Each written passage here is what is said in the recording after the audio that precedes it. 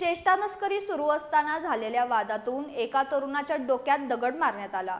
यात आशिष जाधव हा जखमी झाला असून उपचारासाठी त्याला खासगी रुग्णालयात दाखल करण्यात आले। ही घटना पाण्याचा खजिना परिसरात घडली असून हल्लेखोर अतुल पांढरे हा स्वतःहून जुना राजवाडा पोलीस ठाण्यात हजर झालाय। न्यायालयाने त्याला 3 दिवसांची पोलीस कोठडी सुनावली आहे। मूळचा कोल्हापुरातील वारे वसाहत इथला आशिष अशोक जाधव हा सध्या पाचगाव इथं राहतोय।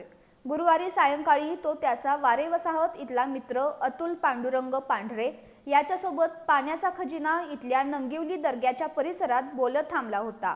या दरम्यान या दोघांमध्ये चेष्टामस्करी सुरू झाली। या चेष्टामस्करीतून त्यांच्यात अचानक वाद सुरू झाला।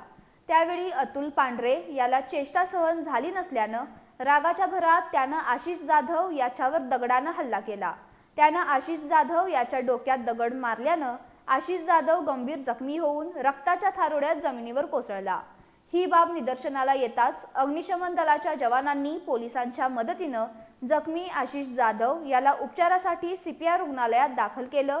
मात्र त्याची प्रकृती गंभीर बनल्यानं त्याच्या नातेवाईकांनी त्याला पुढील उपचारासाठी खासगी रुग्णालयात हलवलं। हल्लेखोर अतुल पांढरे हा पुण्यातील एका खासगी कंपनीत नोकरी करत असून 4 दिवसांपूर्वीच तो कोल्हापुरात आला आहे। आशिष जाधव याच्यावर हल्ला केल्यानंतर अतुल पांढरे हा स्वतःहून जुना राजवाडा पोलीस ठाण्यात हजर झाला। या प्रकरणी पोलिसांनी त्याला अटक केली आहे। आज त्याला न्यायालयात हजर केलं असता न्यायालयानं त्याला 3 दिवसांची पोलीस कोठडी सुनावली आहे। पोलीस निरीक्षक किरण लोंढे यांच्या मार्गदर्शनाखाली पोलीस उपनिरीक्षक महेश पाटील अधिक तपास करत आहेत।